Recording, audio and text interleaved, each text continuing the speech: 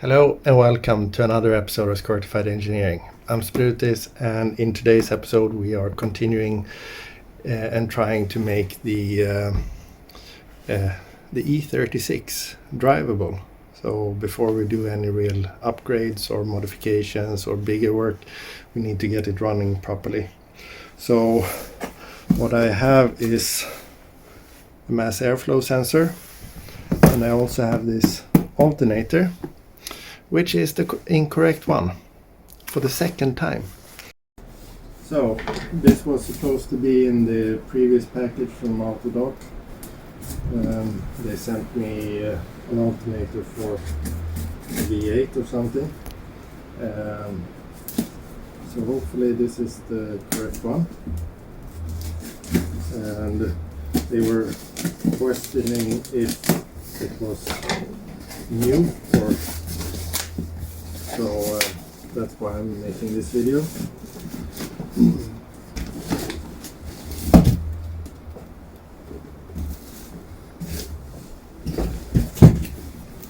So let's see if it's the correct one. We have the correct numbers at least.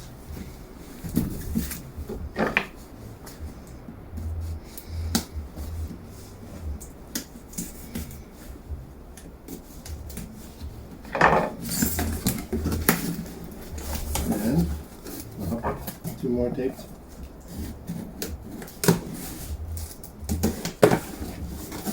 Let's see. It's the wrong one again. And I have requested that they send me one of another brand. We'll see how that goes. This was quite fast, but I had to drive 2 hours to get this, so I think I should be compensated for that. It's not my fault that they are sending the incorrect parts. But anyway, we have that. Not the alternator though, and then also a pixel fix for the ODC, onboard diagnostic computer, maybe something. The unit underneath the heater control panel, the pixels are a bit dead, but then also some gasoline, because we are running out and we need more in order to keep it running. So I think I will remove the current alternator and just see how it looks. We will see if I do I also have the gasket for the oil filter housing, so we will see if I do that now or later or something. But yeah, I will remove some stuff, get the mass airflow sensor in place, and then we will see. So it's already getting dark. I will be working outside, limited light. So yeah, that's nice. But let's get on with working on the car. So the first thing we need to undo is the air filter box. We have 10mm nuts that we need to undo just a bit so that it can slip out. These clips we will do with a flathead screwdriver, and then we have this hose clamp, so I will undo those. So with that removed, we have it here. So the air filter box, the old MAF sensor, and the intake cowl. I'm not sure if I'm going to do the oil filter housing gasket now, since I anyway can't drive any longer period. And yeah, let's just install the new MAF sensor and see what happens. The new MAF is installed. I've also connected the electrical connector for it. I've added some fuel and reconnected the battery. So let's see if it starts. So let's see what happens. ignition on, and here you also see the faulty display.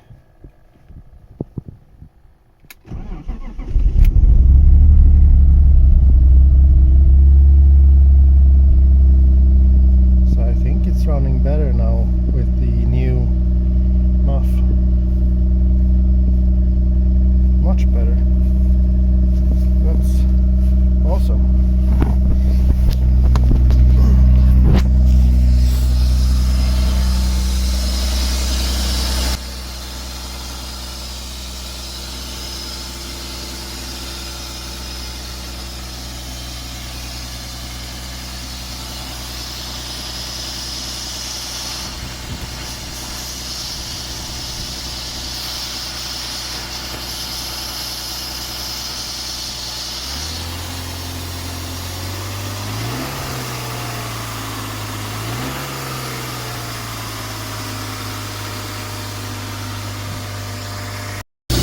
I removed the belt and I can't hear anything sounding like a bearing, or maybe I can.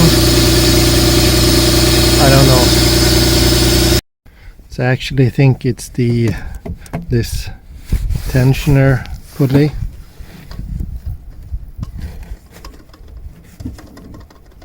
There is quite a bit of play in it, so I need to replace that. So hopefully that's what I heard. But now when I've gotten this far, maybe I just should remove the alternator, because when looking in here it doesn't seem like everything is connected. It seems like a few nuts are missing. So I think I could benefit from opening it, or at least taking the cover off and seeing what's going on. So I have, here's one of the screws that's holding the alternator. So it's the lower one, 16mm, and then the upper one also 16, and then the big power cable, 13mm, and then 8mm for the D terminal. So I will take out the alternator and put the belt back in place. So I got a bit carried away. So you see the power steering pump down there, and the oil filter housing is removed, and the old gasket is what you have there, hard pieces of it. Here we have a brand new one. I have cleaned out the oil filter housing, so I will reinstall it with a new gasket and a new oil filter as well. The new oil filter gasket is in place, so now we can install the housing. So I almost made the typical BMW mistake and left this pipe in the oil filter, so luckily I remembered it. So now we can install a new oil filter in the oil filter housing. The oil filter housing is reinstalled. We also have a new oil filter, and I butchered the oil filter lid. I didn't have the correct socket, so I will get a new lid for the next oil filter replacement. The only thing to consider is that you have six 13mm screws to remove. You need to remove that connector for the oil pressure sensor, and this banjo for the oil feed to the Vanos solenoid. And there's up in the right hand corner is where you have the steering thing. So just align it with that, and then you can reinstall all the screws.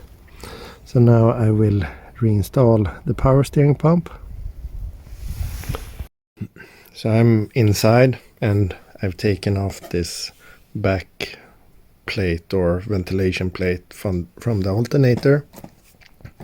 This little piece of plastic came out, and this piece is supposed to be like this, and here it's supposed to be connected to this, and I guess here is the D terminal.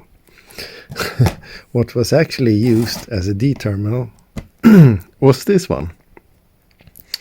So yeah, that would only connect to here, and I guess that's wrong. So I think I will add a screw like so, and then solder it to this connection point. I will see. So I've managed to solder this connector to the screw, and the screw is sitting there, and it's connected to the pin underneath here, or what's left of it.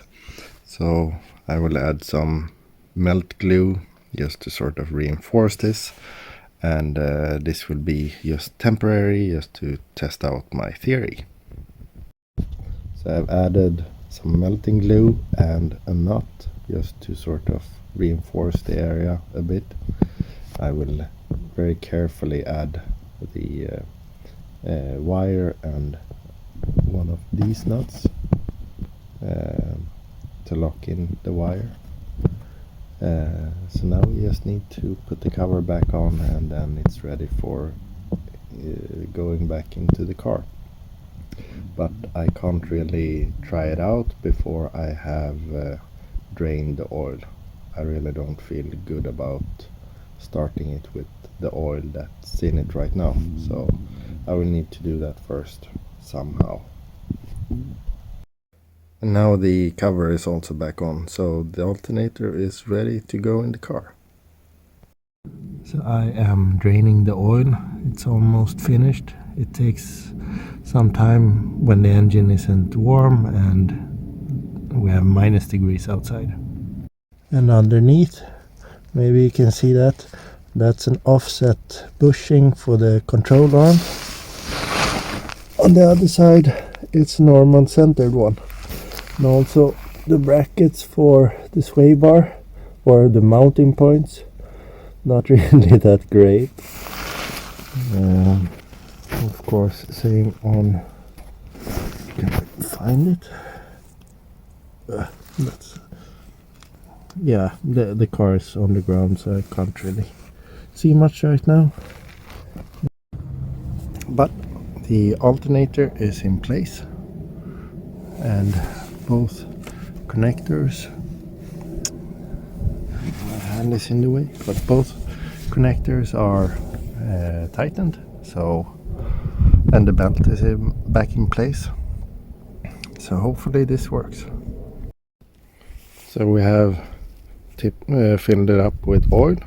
The alternator is in place and connected, so the battery needs to be connected, and then we can see if the alternator is actually charging this time. Okay, so let's see what happens. Ignition on, so the charging light works, and it's charging. Let's see, yeah. So we should have a charging alternator now.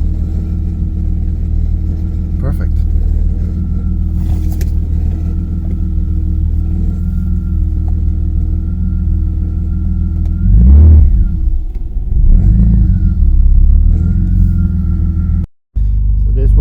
Success. We now have a charging alternator, 14.25 24 volts, so that's great, and with the engine off it's 12 point something volts. So I have also managed to remove the ODC, I think it's called. So this tab, you need to push on that, and you do that from a hole here. As you saw before, the pixels were dead, and I have a kit from Pixel Fix. You select you select the kit based on how many buttons you have. So I have 11 buttons, so I took that kit. So I will take this inside and try to fix this. But I think we can leave it like this for now. So it's a bit cold. It's not really that cold, but cold enough for some. But the biggest problem for me is that it's getting dark. But like I said from the beginning, we had the mass airflow sensor, and we have the alternator, and then the pixel fault to take care of. So 2 out of 3 for this weekend is quite good. I'm happy with that. So I think I will do the pixel fix in the next episode. So yeah, I think that's it. So thank you very much for watching. Please comment, like, subscribe. Stay safe, take care, bye bye.